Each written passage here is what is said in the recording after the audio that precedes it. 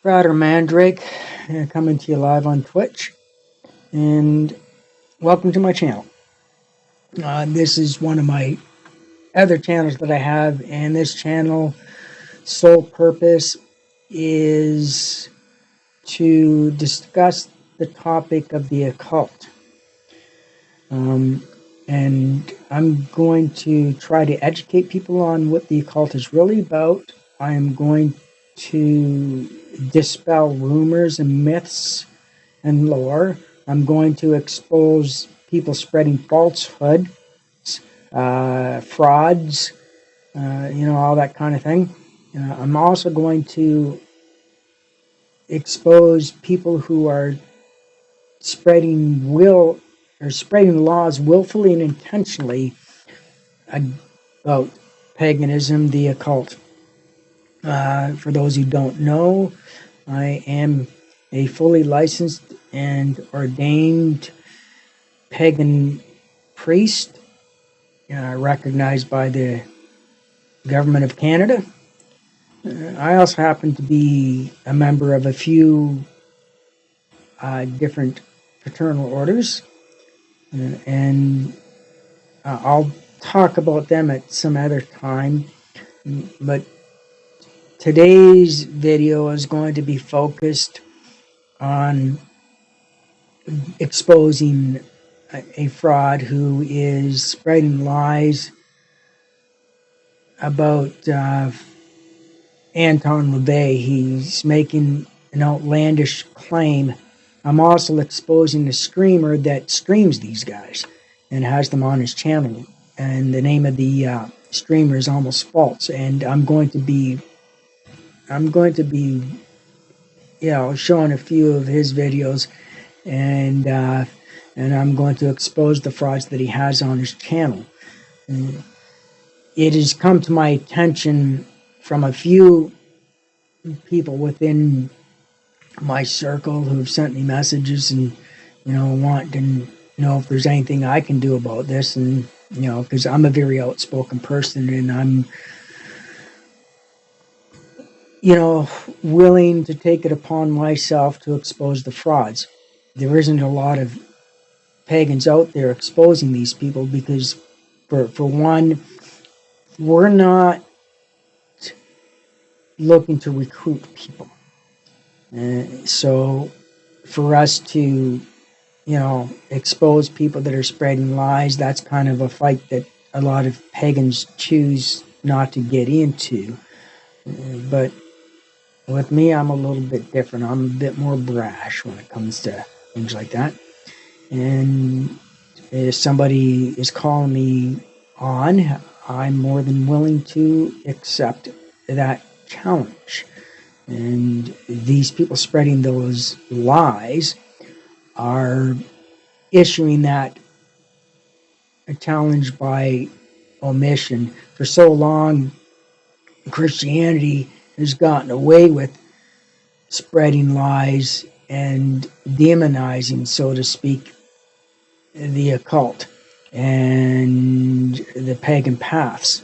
They have spread their lies and made outlandish claims. Everything from people proclaiming to be, like a 34th degree Mason and X 34th degree Mason, and just saying outlandish things, or being a high warlock priest and them not knowing the first thing about paganism.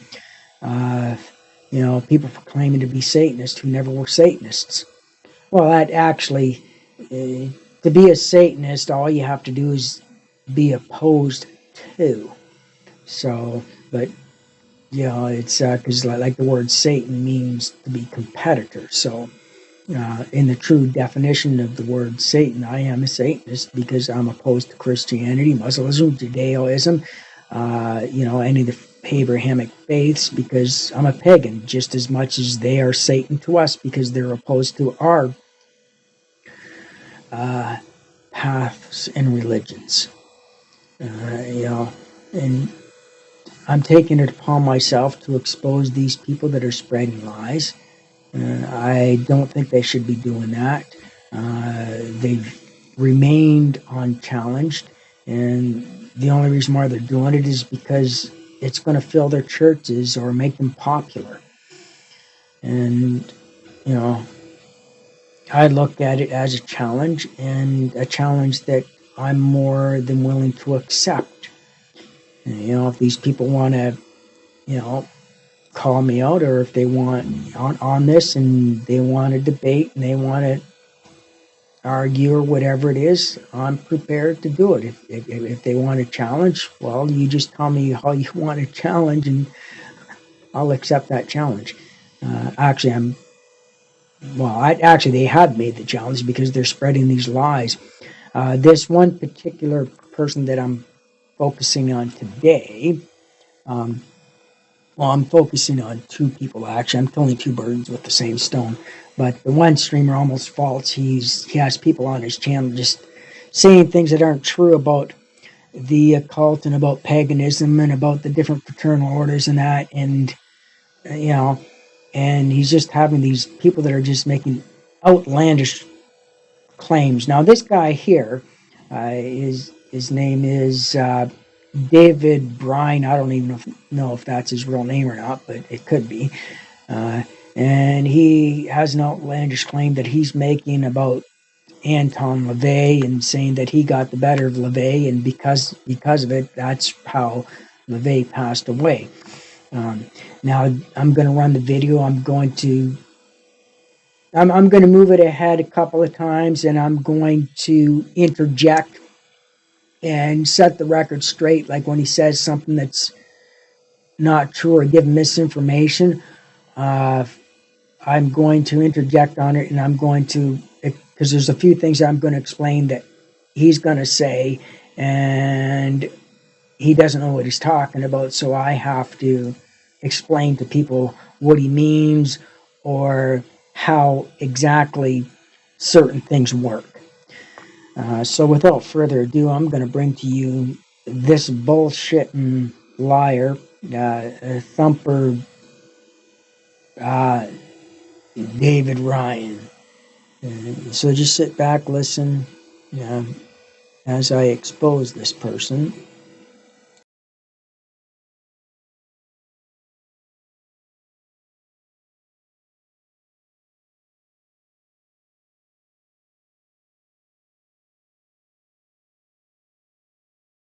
Cage and closed the door behind me, and there was just a little table uh, that just like to set a cup on or something. And this young lady is in a chair on one side. I sat down on the other side, and I was just trying to be fatherly, and I said, uh, "Hello, sweetheart. Why do they have you in this cage?" And she said, "First of all, I'm not your sweetheart." And she said, ask them why I'm in the cage. I said, well, let's start with why you're in juvenile hall. She said, I tried to kill my mother with a baseball bat. And I just like, I wasn't used to that kind of uh, intense, gross evil. And I said, well, why did you hate her? And I was expecting a story. She abused me and, you know, it was terrible. And she pimped me out or whatever, beat me. She said, well, I didn't hate her. And I said, I don't understand that. You tried to murder her with a baseball bat? She said, yeah, it was a Judas ritual and but it didn't work. And I said, I'm not even sure what a Judas ritual is. And I remember she looked at me and she said, you don't know nothing about Satanism, do you? And I said, no. And she said, well, I'm a Satanist, and a Judas ritual is when you betray someone close to you, and it's a very powerful ritual. I tried it with my mom because we everybody in the coven knew that she was trying to get out of the coven and was being unfaithful to Lucifer, and so she was fair game. And I thought I'm going to do a Judas ritual, get her powers, which demonically, if you betray somebody, the demons that are in them go right into you. So anyway, that's what she was trying to do. She said I was weakest person in the coven. My mother was one of the strongest, and her father was the leader of the covenant, which I didn't. Okay, so just to enlighten you on what he's talking about, when he says astral projection, what he means is for a person to be able to have their energy enter into somebody else's body. So kind of like body snatching would be a more, I guess, more layman's term for that. Uh, and what he's talking about this revenge ritual, whatever, trying to, you know, kill somebody. See, the thing is already this story is well, let's just say bullshit. Let's just call it what it is. Um, because first of all, when there is a revenge ceremony, you're not gonna physically attack somebody. You're going to do it by doing a ceremony, and you're going to send bad energy their way. So what he's saying there is trying to beat his that this guy or this lady tried to beat her mother is just uh, I mean, we're already off to a bad start here. By the way, I'm going to just for um, saving time, I'm not going to run the whole 2 hours, 2.5 hours of this. I'm going to skip past parts and get to the nitty gritty where um, he actually starts talking about the bullshit, you know, of where he gets involved. But I just want you guys to get a feel of an idea, like where he's introducing, where he gets introduced, and he's trying to explain how he came to become acquainted with Anton LaVey. So I'm gonna play the video again. And find out till later who that was. But anyway, so it just blew my mind that she had tried to murder her mother and that her mother survived. And now that she was being tried for murder because she had thrown the body of her mother in the river, and somehow miraculously she had survived, and that's how eventually they found out who had tried to kill her. So anyway, that was such an intense story to me. And remember, I was in the do good and meet urgent needs part of my life. I just thought, what in the world could cause a 14-year-old girl to act like that? And then just when I thought it was way out of my pay grade for the day, I said to her, I said, well, honey, if I can ever do anything for you, let me know. And she said, I told you I'm not your sweetheart. I'm not your honey. And I said, I'm really sorry. I'm their terms of endearment, and I'm a pastor. I just try to be kind. She said, well, don't bother. I don't need your kindness. I said, "Oh, okay. Uh, but if I can ever do anything to help you, I want you to know that I would." She said, really? I said, yeah. So she leaned in to where the she was out of the view of the camera that was watching that little plexiglass cage. And she said really low, she said, I need blood. And it totally took me by surprise because I had no idea what she was talking about. And so I said, well, maybe you misunderstood. I'm a pastor, not a doctor. And she said, you're not a doctor and I'm not anemic. And I thought, okay, I'm out of my pay grade here. I'm not going to ask a young lady why she needs blood. It's not, that's not my thing to do. So I just said, well, if you're not anemic, I don't know what the deal is, but you should probably ask a doctor. And I said, if you're not anemic, why do you need blood? She said, I'm addicted. And I said, to drugs? She said, duh. And I said, well, I can't get you drugs. She said, I don't want drugs. I want blood. And I said, okay, but what's the connection? She said, I'm addicted to blood. And suddenly I thought, oh my gosh, this takes it to a whole new level. So I'm staring at her just a few inches away from her. And I said, what, what would you do with the blood? She said, drink it, obviously. I'd never heard anything like that. I grew up, I didn't even know there were actual people who did that kind of stuff. Right. This is the story of like Dracula, vampires. Everybody thinks is like fantasy. It's fake. Well, but it comes from a real place. And you were confronted with like a real live vampire, which I've never heard another person, but I know these people are out there. That 14-year-old girl in a cage in juvenile hall was in a cage because she was a vampire. Exactly. And that's what she said. She said, why do you think they have me in this cage? I need blood and I know where to get it.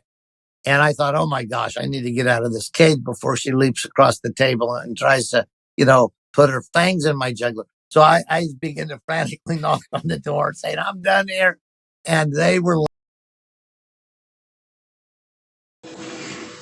Yeah, listen to this bullshit. I'm going to have a drink. I mean, it's just. I mean, this story is like wild and the most bullshit I've ever heard. Yeah. They said, yep. And we don't know where else to put her. So we feed her and keep her in here. So anyway, that pegged my meter. I just I was done for the day. And I went home and I just canceled my time. I was going to go in and talk to the kids, which we did on Monday nights every week. And I just thought, I am just done here. Went home. I told my wife, and I said, you won't believe what happened to me. And I told her, and she said, oh, poor thing. And I said, well, yeah, I'm going to be okay. She said, I wasn't talking about you. I was talking about the 14-year-old girl. And I thought, wait a minute. I was the victim here. I was the bait that got stuck into the trap. And I never once imagined that she was thinking about the girl who threatened me. But she said, imagine what kind of a life she's lived to be addicted to blood at the age of 14 and to murder her mother, not because she hated her or had any other reason to, but just to get more demonic power. And so at that point, that was the tap out point for me. I just thought, I need to go back to Idaho or to Montana or to Australia or somewhere where I can get away from this mess. I remember telling Cheryl, I said, I'm not your huckleberry for this thing. I can help single moms. I was the fire department chaplain that I can do death notifications. I can comfort people. I can bring people flowers. So I'm going to skip beyond here. I'm going to kind of go into the middle here. Just uh, yeah, just to skip forward because this is like 2 hours long and it's 2 hours of bullshit. And that's too much. So I'm going to skip it forward here. Have me anymore. Leave me alone. And we were shocked. Two things. We just awakened from a dead sleep at 2 a.m. The whole thing was, uh, no, just emotional shock treatment. Like, what the hell, literally, is going on? We knew this is not just bad. This is like very, very bad. And we didn't have any experience, at any occult deliverance, and so we just pooled our ignorance, is how I say it. I didn't know what I was doing. Cheryl knew more just by watching her grandfather, A. Allen, cast out demons. I had never had that opportunity, and so we were trying to think up Bible verses, and she kept calling it knack. So we just started saying, "We rebuke you in Jesus' name, knack. Leave her alone, knack." And suddenly the thing was gone. And we looked at each other, looked at her, and she tidied herself up a little and just said, well, thank you. And I said, whoa, whoa, wait a minute. What do you mean, thank you? And she said, thank you for helping. And I said, oh, well, you're welcome. But how about an explanation? What exactly just happened? And she said, almost casually, she said, well, Knack attacked me. And I said, oh, Knack attacked you. She said, yeah, couldn't you see him? We said, no, we couldn't see him. And at that point, all of our 3 boys were there, and Cheryl and I. And she said, none of you can see in the spirit world? We said, nope. She said, oh, you poor people. And I just thought, poor people, you just got tossed down 2 flights of stairs by an unseen being. Okay, so just to explain this, some people believe that these spiritual entities, and they're, if you don't have the gift, you won't be able to see them.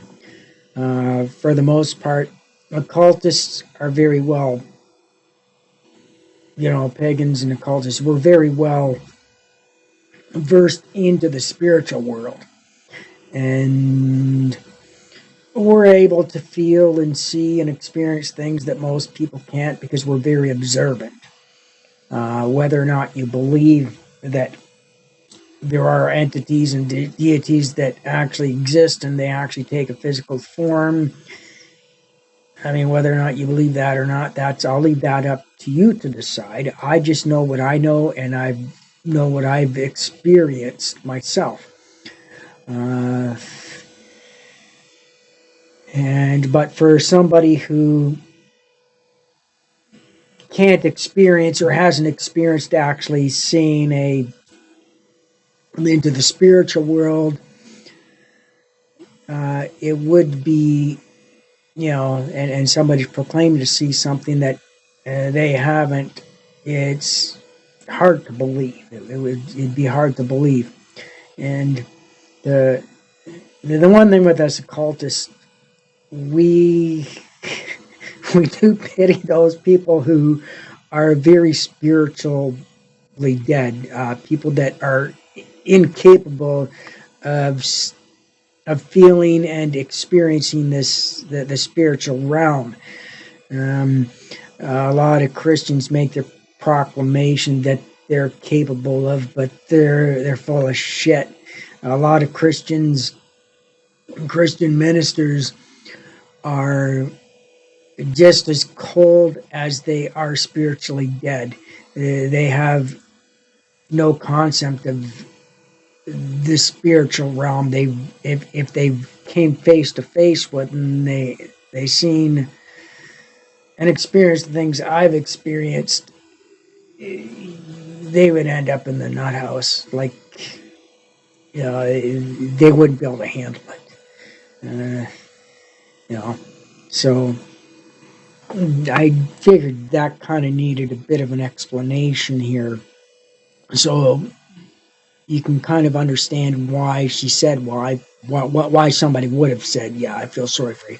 But I'm at odds of whether this person actually exists that he's talking about, because being a minister, one, he should be, and if he's practicing spiritual warfare like he's proclaiming to have, he would know about this fucking shit. So one reason why I think that he's bullshit and this person doesn't exist or may not exist, I'm kind of on the fence of whether the person does or does not exist that he's talking about.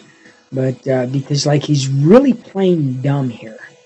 As a minister, you learn a bit. You're expected to learn certain things, and at this point in time, he's denying that he knew about these things that he should know of. Especially if he's a Baptist or a Pentecostal minister, because when you go to seminary, you learn about this fucking bullshit. I mean, you learn about it. So that's the shit's starting to pile up here. So I'm going to shut up and play the video. I'm going to skip when it's running. I'm going to skip forward a bit from time to time, so don't be alarmed when I do that, because I'm just skipping past the bullshit and the boring crap. All right, so let's get back to.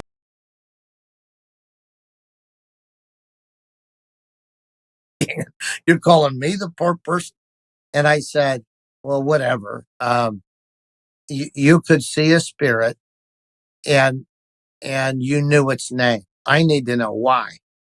And she just kind of looked at me and blinked a couple of times. And I said, I need to know why. What just happened? Who is Nat? She said, a murder spirit. And I said, a murder spirit attacked you in our house and tossed you down the stairs. She said, yeah. I said, okay, I need to know why. How do you know a murder spirit on a casual first name basis? She said, because I've dabbled in a little witchcraft. I said, oh, no, no. Dabbling is saying Bloody Mary, 6 times in the mirror. That's dabbling. I know about dabbling. Kids, teenagers dabble. This is not dabbling. This is something else. And she said, well, I was. Okay, so now he goes from, like, his story's starting to change a bit. So at first he doesn't know about this stuff and he's not able to experience this stuff. He's not able to see these things and know about. Now he's making the claim that in his story, he's making the claim now that he does know about this shit. Uh, and he's like dabbling and stuff like that. So it's it's becoming apparent more and more that he's lying. Let's keep the tape. I was in a witchcraft coven and I wanted out because it's really evil. And so that's who was trying to kill me the other day. And that was the first time I seriously considered that she was indeed hiding from witches. Hey, I'm sorry to interrupt, but I wanted to tell you about our extra content on Locals. It's where you can hear the beginning of our conversations, learn the practical applications. Just happened. And so anyway, the next night, it seemed like all was well. And 2:00, another blood curdling scream. And so that started a precedent. Every night at 2:00, something absolutely bizarre would happen. And so, again, I knew virtually nothing about just really not knowing who she was or why this was happening, and just really hanging on to faith that God would. That sounds a little bizarre, Dave. And I said, yep, our entire married life basis. If you're moderately stable, we might put up with it. But if you have life dominating issues, go somewhere else. And that might be welfare or jail. They don't really care. Mental health works good for most churches. They'll just call mental health on people. And so we were familiar with that whole mindset. And we thought that is not the will of God. And so we developed during that time, we want to provide a Christ honoring solution for every urgent need. Well, she was an urgent need. And so we were saying, God, help us come up with a Christ honoring solution for this lady. So the night before we were supposed to leave to go to this camp, we fought all night long with a really powerful spirit called Piazza. And I'd never heard of Piazza. And during those days, these spirits would appear and mock us and do all kinds of things. And, people ask, is it like what you see on TV? And the answer is yes. Maybe not to the degree of The Exorcist with her head turning fully around, though I've heard of that. But a lot of the other things that you see, there's a movie called The Exorcism of Emily Rose. And when my son saw that, I asked him, I said, is it realistic? He said, hey, Halloween week. So, just to interject again. So, the thing is where this guy's got it wrong. And these thumper boys, preacher boys, whatever you want to call them, they don't understand the concept. The thing is, is nothing can possess you unless you allow it. It's like coming into your home. And the thing is, though, if an entity, and if you believe these things exist or if they don't exist, um, these things, if something could possess you, one, you would have to allow it. Because if you say no, it will not happen. I can guarantee you that. That's an absolute guarantee. Because just the same as there are laws in the physical realm, there's also laws that exist in the spiritual realm. There's metaphysical laws. There's things that are just in. If you look at science, if you look, okay, gravity is the perfect example. I can't defy gravity. I can't just get up and start floating in the air. You know, if I get hit by a Mack truck, I'm going flying. There's nothing that's, so there are certain scientific or physical laws that exist and certain scientific parameters. So one of the parameters in the spiritual realm is something cannot come into you unless you allow it. And as soon as you say you gotta go, it's gotta go. There's no two ways around it. You might have a bit of a fight on your hands if it doesn't want to go, but eventually you can get it to go.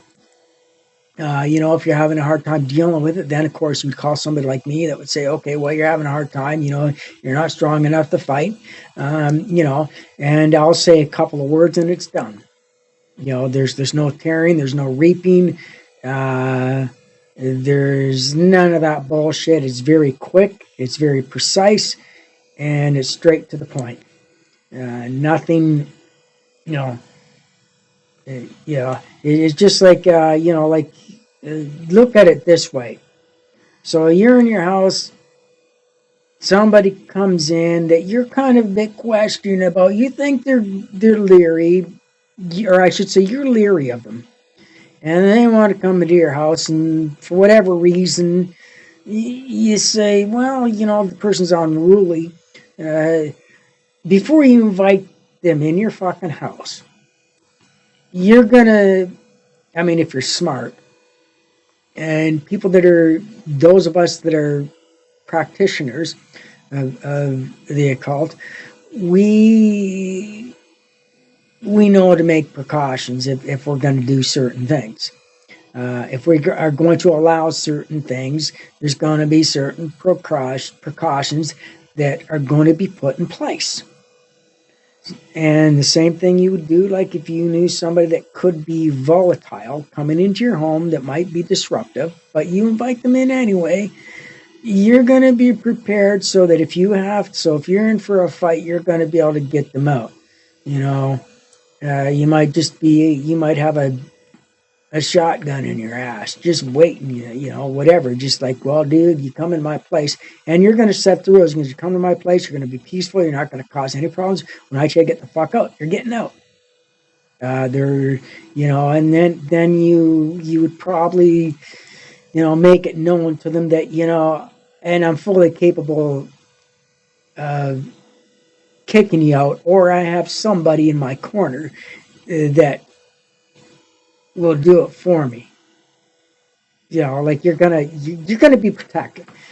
And one of the rules is when you're practicing anything, always makes you don't get into anything that you're not going to, you don't try to get into anything you can't control. And it's just, so that's where it's already where he's got it wrong. From his point of view, he thinks he thinks that he can call upon the name of a non-existent God or this Jesus that never existed.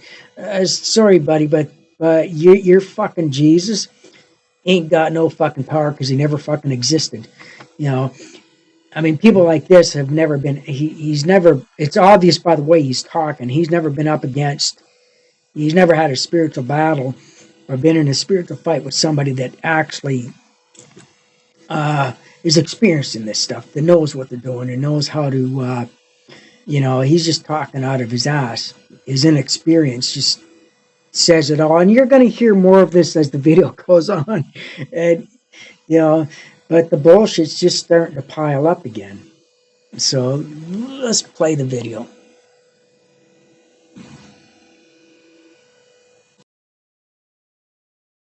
In our house, that's the exact same stuff's happening on that movie. And so we were up all night with this Piazza spirit, and we had learned to Google names and check alternate spellings and whatnot. And because the occult world is so well connected, you can find information on most kinds of spirits. And so, oh, by the way, we'd cast out a spirit called Wild Woman of the Woods a few nights prior, and it was an Indian spirit. And she had told us that I spent some of my early life on an Indian reservation. And by the way, Indians, because they're spiritual people, will either worship the Great Spirit or they'll worship dark spirits, but they're spiritual people. And so they'll fill that void somehow. Bullshit again. First of all, natives don't fucking worship fucking anything. They appreciate, honor, and respect. They don't fucking worship. Same thing with pagans. We do not worship anything.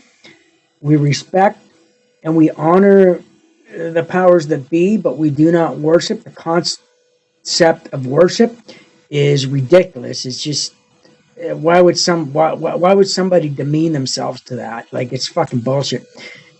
But because he's a bottom feeder, the concept of worship is like ingrained into his mind. So he's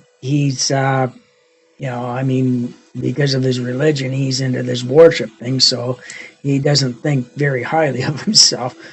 Like whatever. So yeah, I'm gonna play. Or another. So the totem pole structure from coast to coast in North America is the pecking order, so to speak, of the spirits that they worship. Well, so we dealt with, hold on to your butt, boy. This could be wild. And it was a warning, and I thought, what's going on here? And then I thought, oh, Indians, we fought the pistol at it. I'm trying to get the pistol out of her hand and keep her from shooting anybody, which I did, thank God. But anyway, I got the gun out of her hand, and now this spirit is talking out of her. And I'm somewhere between being completely exhausted, totally frustrated, scared and angry. It was not a good emotion. What mark? And this spirit said, "You mortals are so lame." He says there are marks that people carry because of their sins. They're marked as being the property of the Dark Lord, and she bears the mark of a virgin sacrifice. And I can kill her if I choose to, and I chose to kill her. And I know, you remember, Gabriel, that a promise of the Bible is that when we get into, I don't know what had happened.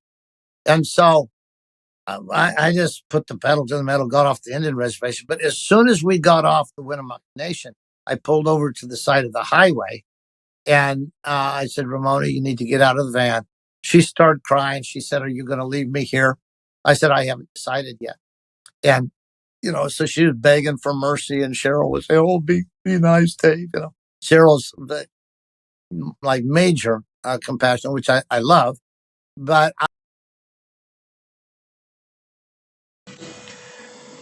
Now notice his little sneer as he says, please leave her alone, please. Like he does it in a sneering way, like almost like he's being sarcastic, almost like that hit a nerve that he didn't want to help the poor girl. Well, poor girl in his mind, uh, and he's just kind of sneering about that. Almost like he still regrets, like, if this actually happened and this girl, he really met this girl actually exists. If this is, but anyway, along the other bullshit. But it's almost like he's regretting that he was involved with her and just didn't want to do it, or just kind of ridiculing his supposed wife, apparently, for wanting to help this girl. It's I kind of find it funny that he does that. I wonder why he's got that little bit of a sneer when he's referring to his wife.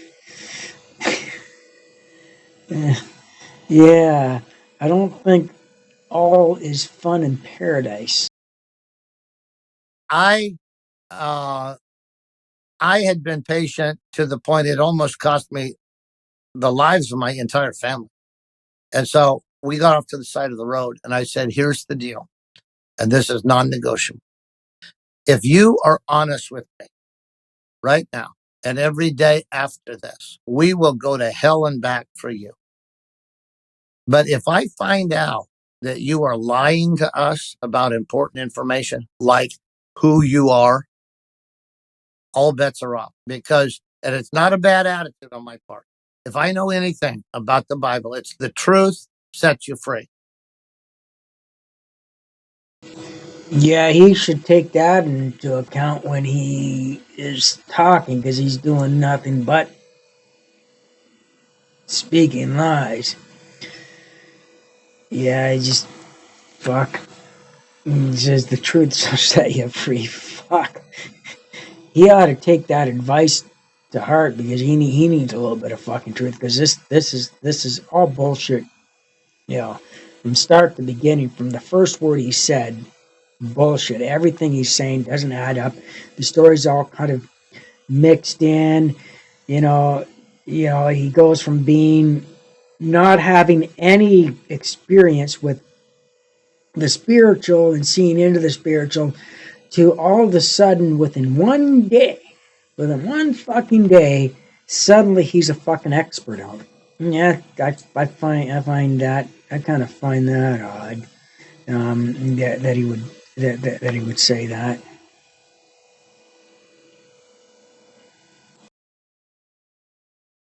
If you don't tell the truth, you're not going to get freedom, in which case all of our efforts will be wasted on you. And I'm not willing to waste my efforts or the lives of my family or myself so that you can lie your way through life. I'm not willing to do that. I told her, I said, the power spirit of the Winnemucca Indian Nation manifest through you and mocked me and told me several things. A, that I didn't know who you are. I've suspected that all along. I need to know who you are. And B, that you were defiled by the blood of a virgin sacrifice, and he had a right to kill you. And she just broke down. She fell on her knees, put her face in her hands, and started sobbing and started saying, "It was my little sister, Delina Starr." And I said, "Okay. So what we're not going to ever entertain again is you telling us, oh, that happened because I was dabbling in witchcraft."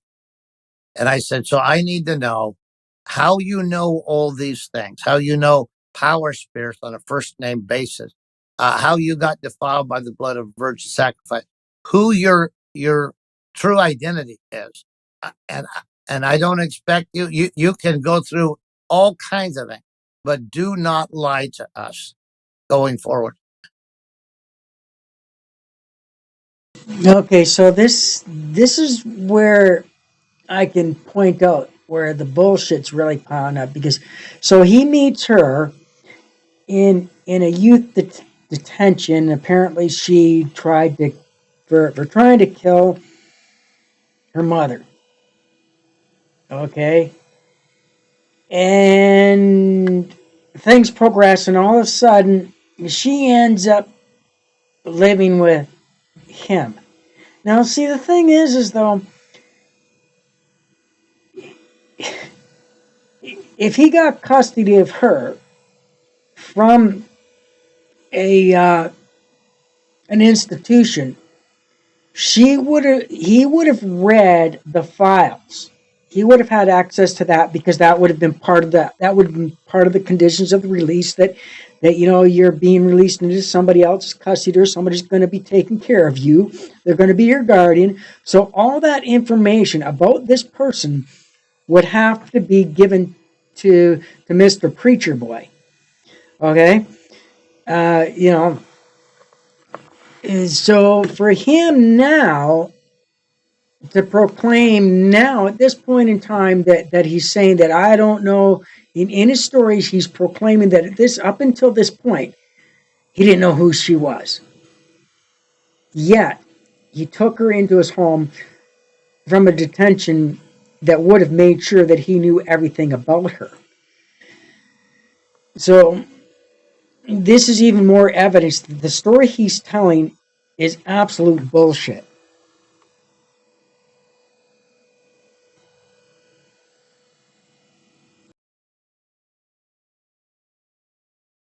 And I remember she's kneeling there just crying. And she said, if I tell you the truth, will you promise before God that you won't kick me out of your family? And, I thought that's fair. And so I said, okay, I promise before God, if you tell us the truth, we will not kick you out of our family. And I kind of thought, Gabriel, how bad can it get? We almost were all just killed. We survived. So apparently God is looking out for us. So, how much worse can it get, right?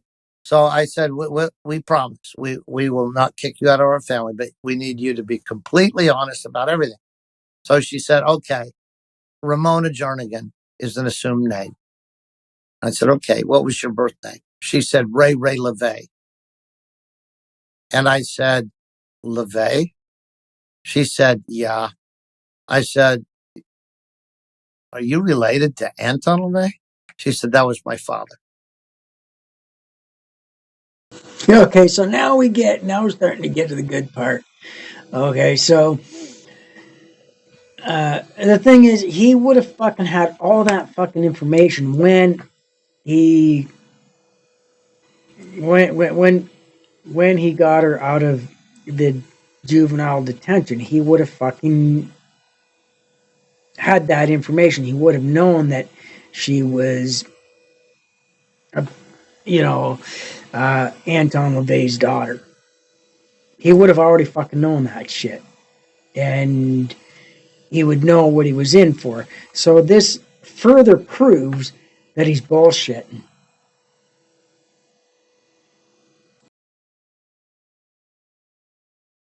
And I said, that the bald guy with the big snake around his neck is your father.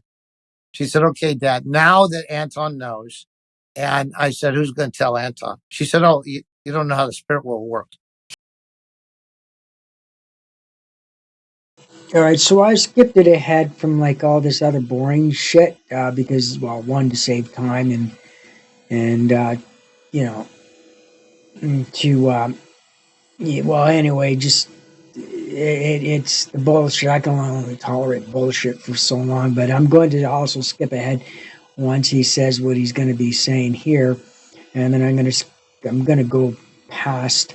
I'm going to skip past the zombieism thing, and I'll just explain basically what he's talking about. Okay, wait, just a minute. He knows what we're talking about right now. She said spirits travel at the speed of thought, and they communicate what's going on. So he already knows what we talked about. And because he knows that you know who he is and what his plan is, the Church of Satan will come after you. And she said, I'm sorry, but you need to be prepared. I said, Deborah Joy, what part of the last couple of hours don't you understand? We just faced the entire army of the Winnemucca Indian Nation, got ambushed without even knowing it, and God supernaturally kept us alive. I said, I'm not really too worried about what Anton does. And she said, well, God's given you courage, but you don't know my father. It's going to be a real fight. And it was. And so that took us from June, early June. Okay, so I'm gonna pull it ahead a bit, but before I do, just you know, so he's like, all of a sudden, he goes from not knowing anything and not being this spiritual fucking warrior. Now suddenly he's like he's like the Viking Slayer. Like he's the big guy that's and he's this big fucking badass wolf that's going out and chasing after all the other wolves. Like he's all of a sudden this fucking alpha male that's hey man, you should, we done like it it's showing that like pure fucking bullshit. The guy's full of fucking shit. He has never faced. He's never been into a fucking spiritual battle himself. The way he's talking about it and how he's uh, you know it's just saying that he went about it. He's never been involved in any of this fucking shit. I mean, and I'm going to explain a couple of things now. He's claiming that LaVey's can enter into his daughter and is possessing her. Okay, and this is what makes this fucking hilarious. It shows even more that he's bullshitting because according to the Christian myth, that if you accept Jesus, you can't be possessed. Because Jesus comes in and he cleans house and everything's washed away and you're by God damn it, you're protected. Uh, you know, so that's another inconsistency in the story. According to his beliefs. So he, or maybe like the thing is though that's not exactly how it really works. Like if you're karma has to run its course. If you done something and you're deserving of something, you're going to get what's coming to you, and you're not going to you're not going to like a non-existent God and a non-existent Jesus is going to fucking help you what's so fucking ever. Like it's going to be a total fucking absolute. uh yeah, it's I mean, the guy sounds more like a fucking drunken preacher than anything else, but he's just, So he's going to go on a rant about threats and that LaVey makes, and then he goes into this thing about getting into zombieism and that, and I'm not going to. So let's just go skip over to the fake rescue mission.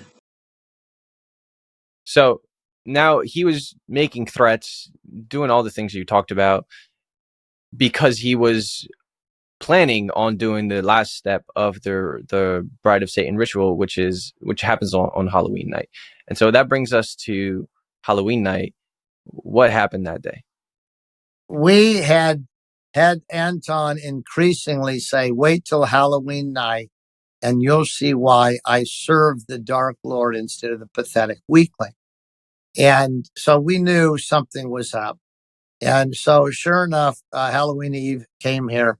We had a prayer team of 10 people, and we were fasting and praying and asking God for his help because we knew that they would offer their best shot here for Halloween.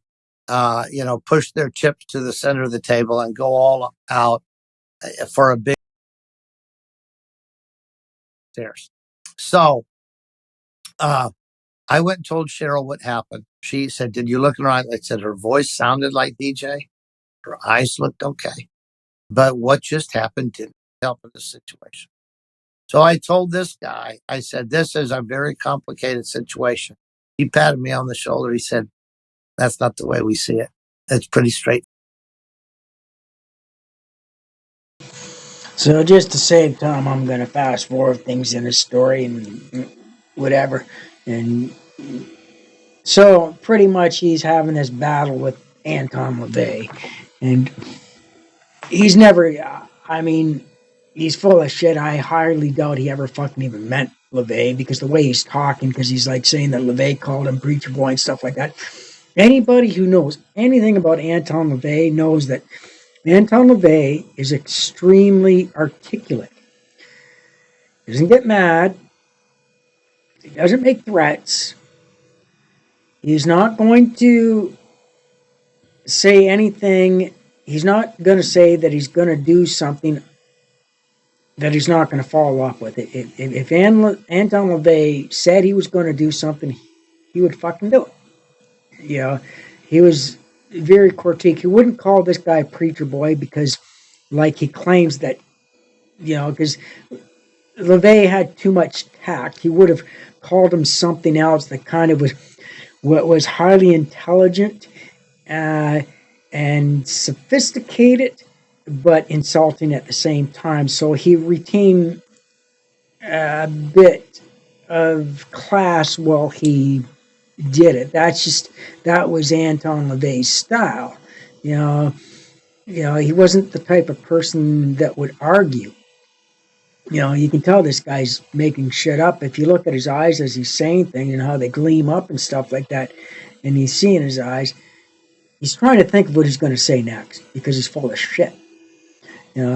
This whole fucking battle that he's claiming that happened with LaVey and him speaking with LaVey, LaVey wouldn't even pay this motherfucker any, wouldn't. Yeah, he wouldn't have anything to do with this fucker. He would be just like, the guy's a loser. Like, why would I even fucking talk to him? If LaVey had a beef with this guy, he would handle him. But who knows? Maybe he did, and I'm kind of. He may have had a run-in with LaVey, and LaVey got the best of him, and in order to save face, he's making up bullshit lies, trying to act as if, I had a run-in with him and I got the goddamn best of him. I got them then. Goddamn golly Jesus, goddamn it, I done got in the last words. Well, I did. Like, he's just, LaVey was just too dignified to make threats. And if LaVey was coming after, he would just do it. He wouldn't. And so, and there's no proof and evidence that LaVey had this elusive daughter that was adopted, and her name was changed in that.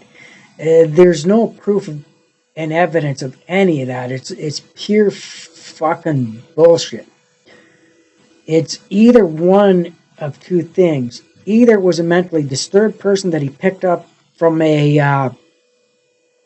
what do you call that?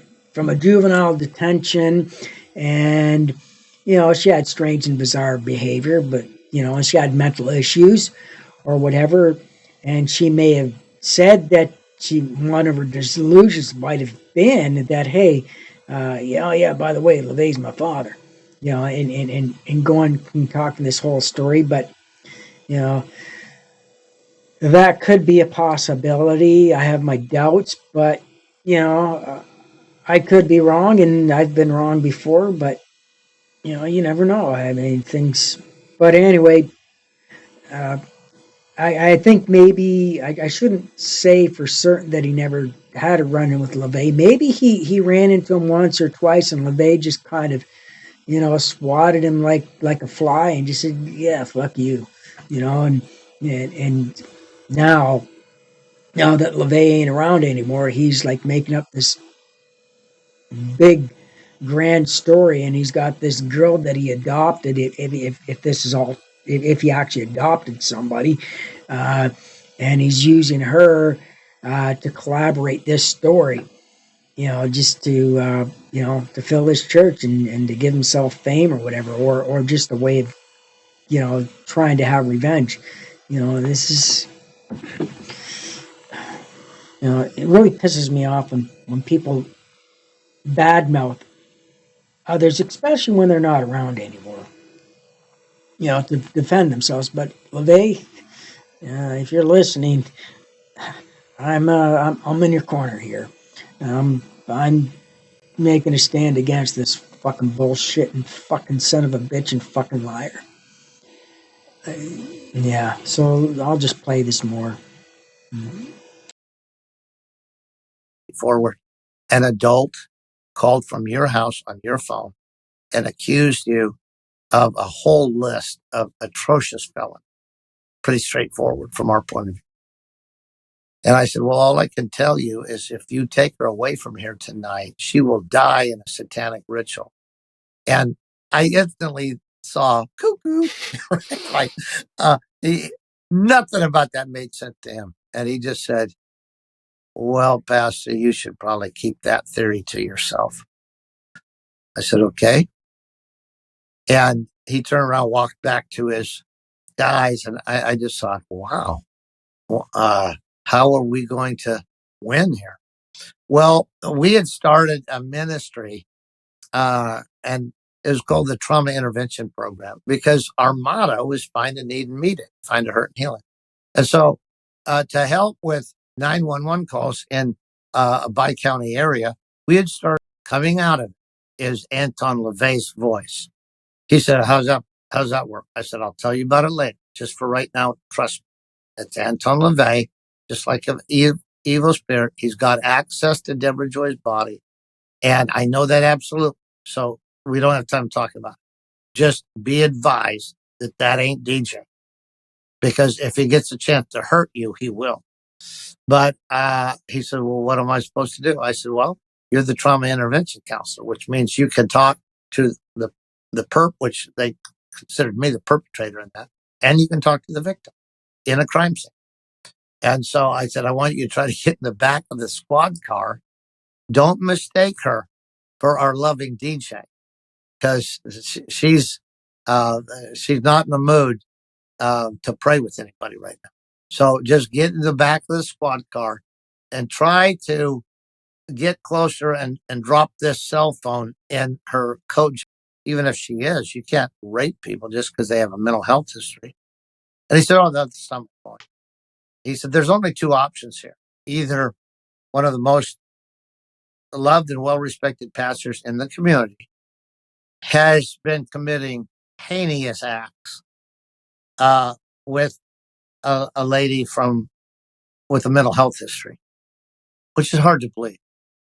Or you have a lady with a lifelong mental health history that is acting out because she's a 5150 and has been doing it for years.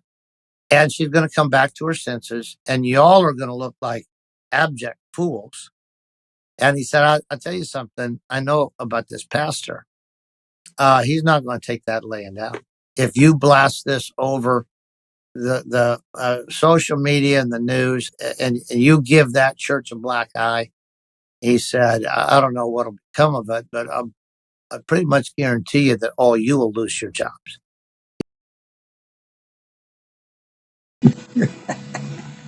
I mean, just the He pure said that, and bullshit here.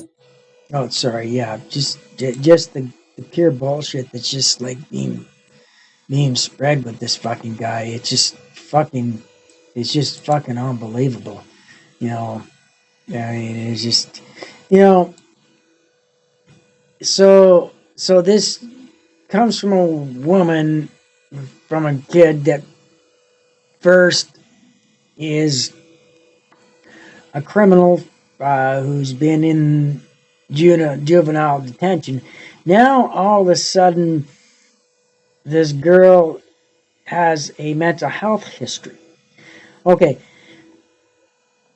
there's another problem to a story, because so if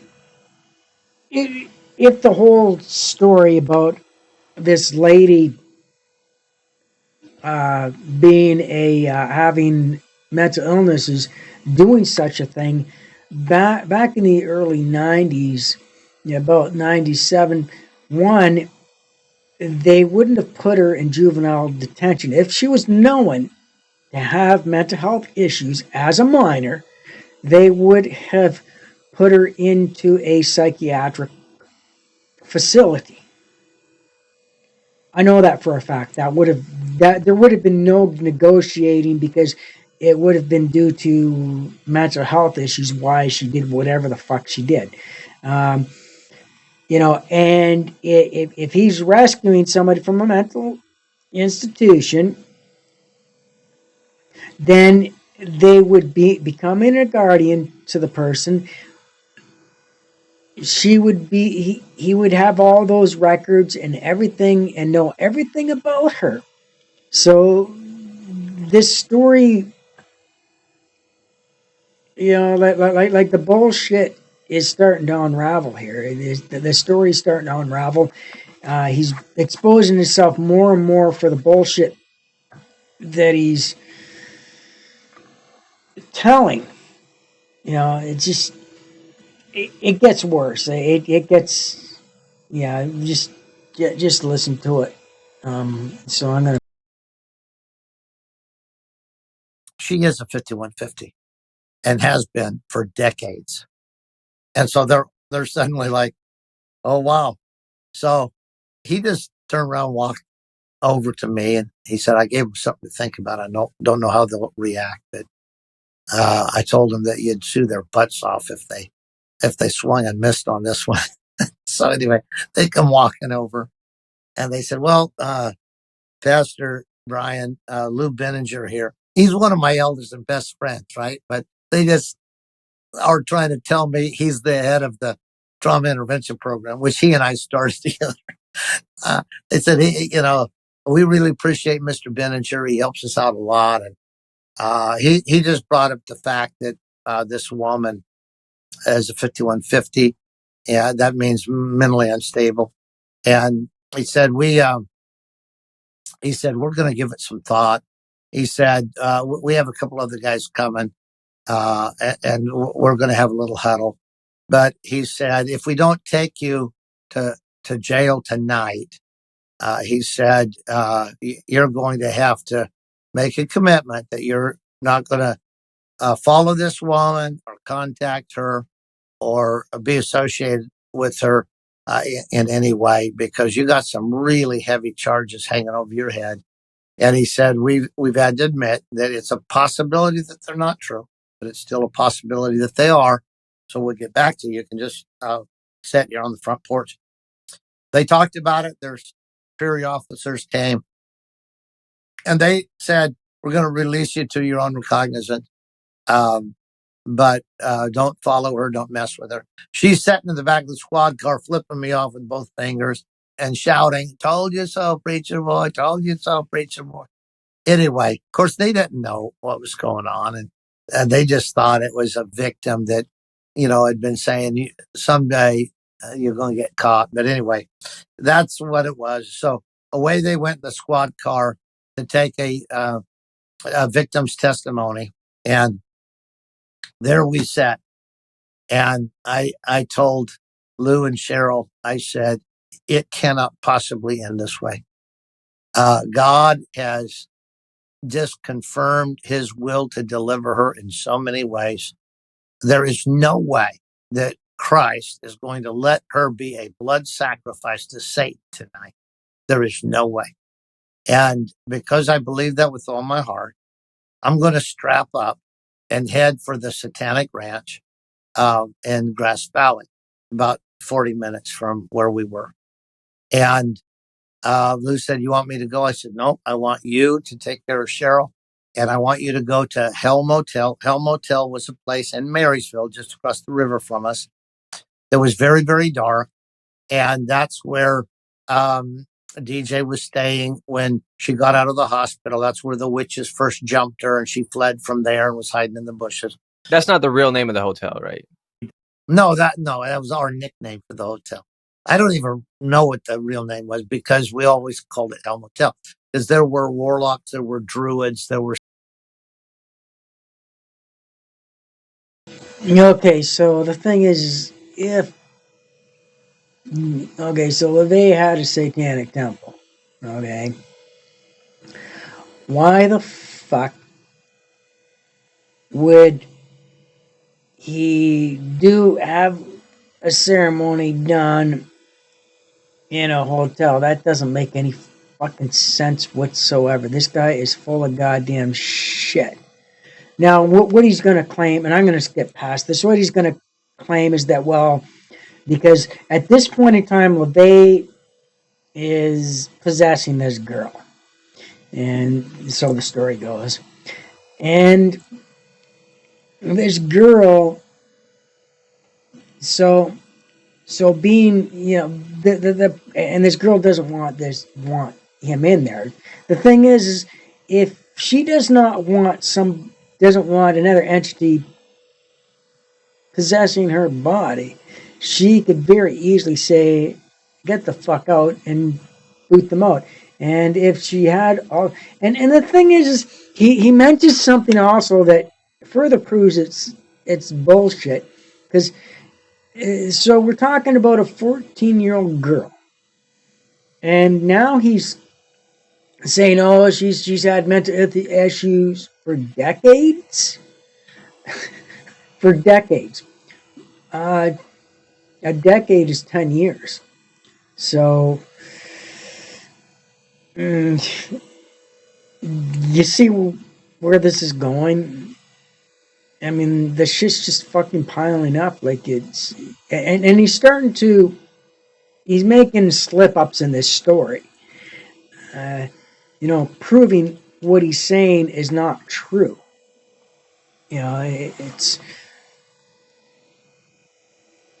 But I'm going to play through this part because this is where he actually, this is where the bullshit really starts flying. And yeah.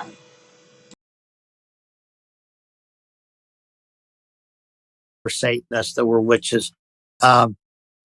No right-minded person would stay in that motel because it was so dark. But anyway, I said they're probably staging in Hell Motel because it's a stronghold of evil. And Anton would be able to astral project from there and save himself 45 minutes drive. Remember, you can't stay out of the body indefinitely. So I knew a time clock would be running. He could stay out of his body much longer than most. Okay, so I'm one that likes to give credit where credit is due, and he does mention one truth. I know, I'm surprised too that he actually said something that is actually true. Yes, if you're astral projecting, you can consider your energy is going into another being, if that were possible to be able to control somebody else's body. You could astral project, you would be, all your energy would be going out of your body, or quite a bit of it. And so your body can only sustain itself so long without any energy. And so, it's just like taking a battery, like having a battery that's, taking all the energy out of a battery that's not rechargeable. Once that energy is spent, the battery's dead. So when you drain the energy, it's it won't be, so it's that's one thing that he's kind of, because like without your life force, yeah, you're only going to be able to maintain your state for a certain amount of time, and that's about the only thing so far that he's actually gotten right. I got to credit him with that. It's yeah. It's surprising. I know I'm baffled that he actually figured that one out. But hey, the Maple Leafs get lucky once in a while and score a goal. So if they can get lucky and score a goal and win a game, yeah.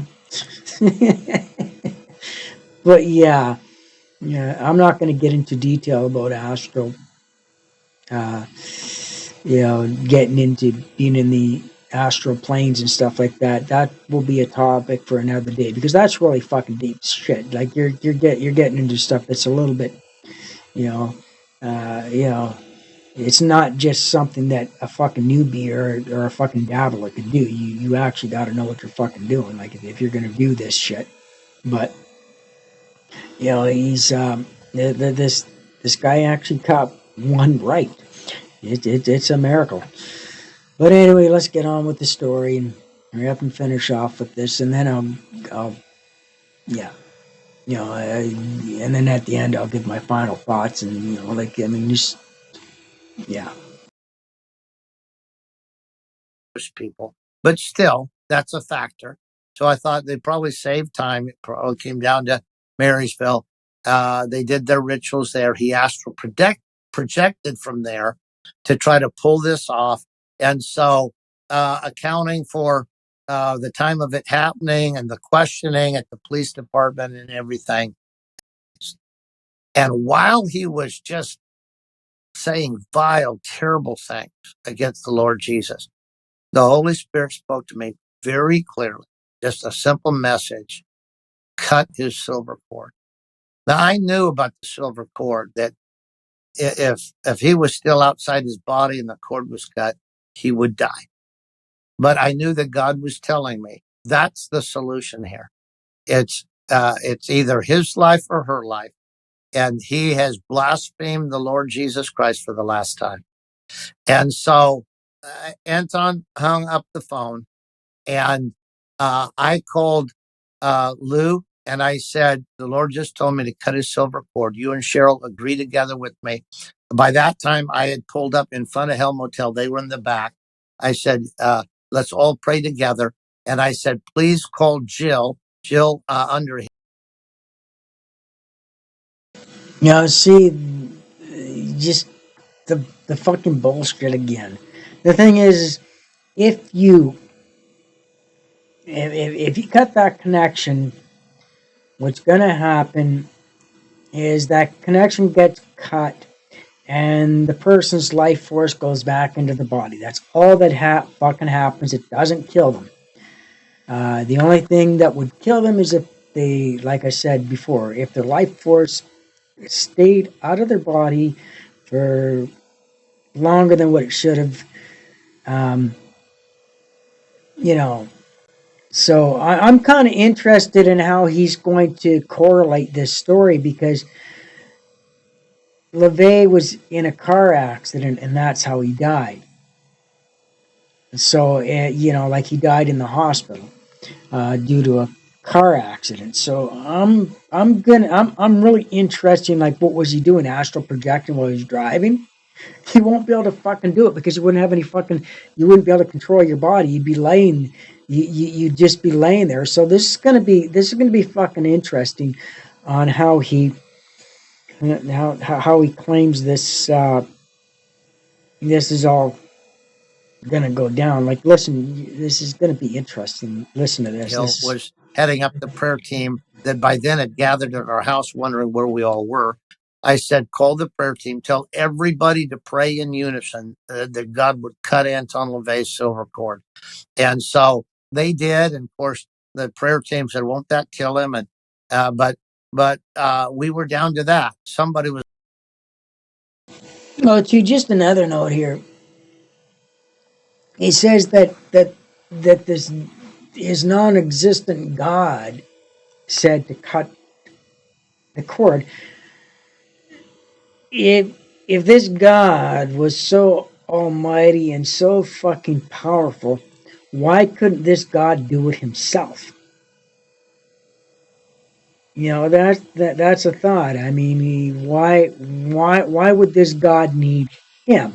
Out of all people to do this, why would his God need him to do it? So that would mean that his God is not almighty, not almighty, and is not as powerful. Is not powerful. And has absolutely no power, because his God needs him to do his work for him. Uh, because his God is incapable of, uh, you know, doing the deed himself. I would love to meet this guy and ask this guy that very question. Say, well, if your God was so fucking powerful, why would he need you to do the job he could do himself? He could just say, okay, guy, okay, buddy, I'm cutting that cord. Boom, it's done. He's gone. You know, I mean,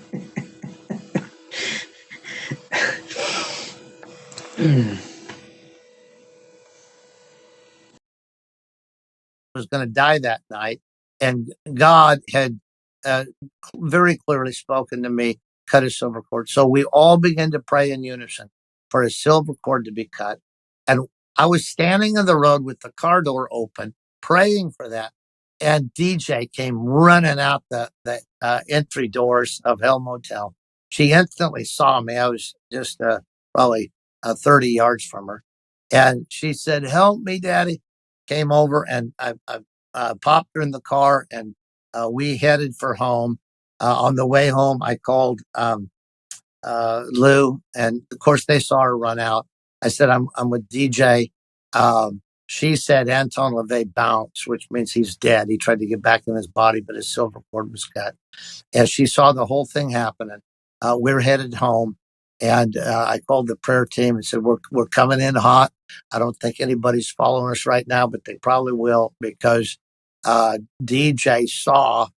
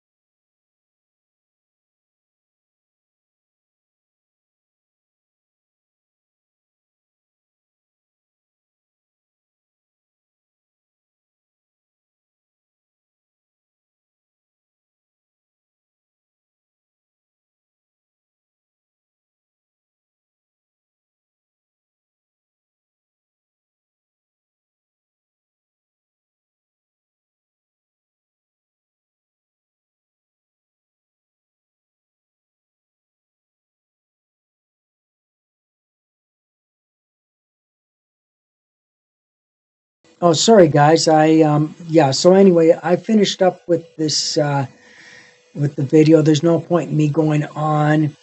Uh, this guy apparently, like, his whole story has so many fucking inconsistencies in it. He's like, it's fucking pure 100% bullshit. And Mr. David Bryan, whatever the fuck even if that's your real name, like, you're a bullshitter. You know, it, you know, uh, I don't doubt that maybe because he had a church within LaVey's area, he might be in some kind of he might have been in some kind of rivalry. Maybe he met LaVey, but LaVey never had this elusive daughter. That story's pure bullshit. I mean, and you can tell from start to beginning, if you look at all the inconsistencies in his story, you know, and the thing is, he doesn't have any proof or evidence. Proof that this actually happened. He's making the outlandish claim that he was the one that caused LaVey's death, ordered by his non-existent God. If his God was so fucking almighty and powerful, why couldn't he have just taken matters into his own hands and do it himself? So that just proves this is all fucking bullshit. Unadulterated, 100% bullshit. I mean, if he did have a run-in with LaVey, he's probably just using this situation as a means to pump himself up. LaVey died in a car. Well, it was due to a car accident. So that's how it happened. So you can't astral project if you're driving. That's not gonna fucking happen. Like, it's just bullshit. This daughter never existed. There's no record of this elusive daughter that got adopted out to another family. None of that. He's lying through his fucking teeth. And Mr. David Bryan, or whatever the fuck your name is, if you're watching this, I would like, I have some questions for you. That, keep in mind, though, if you get into a conversation with me, I'm going to call you on your bullshit. I'm not going to allow you to get into your rants and your ravings and, start doing your Jesus bullshit. I won't stand for it.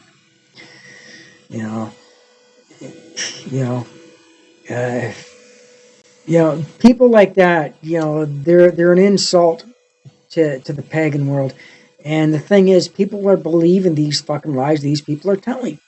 They're filling their churches, or their streams are being watched and they're getting all these subscriptions and whatever to their channels, and they're spreading bullshit, and people are believing it.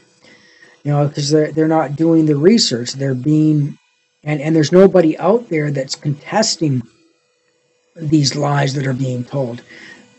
And I'm out there. I'm going to be exposing these liars. And my next video is going to be on a guy who is claiming to be a 19th degree of a certain fraternal order, and he's been telling his lies since the 80s. And I'm going to expose him, and I'm going to show the inconsistencies of his story. The guy doesn't know what he's talking about at most. But anyway, thank you very much for watching. Please like, share, subscribe, tell your friends. This is Frater Mandrake signing out, saying hail fucking Satan and hail Amun Ra.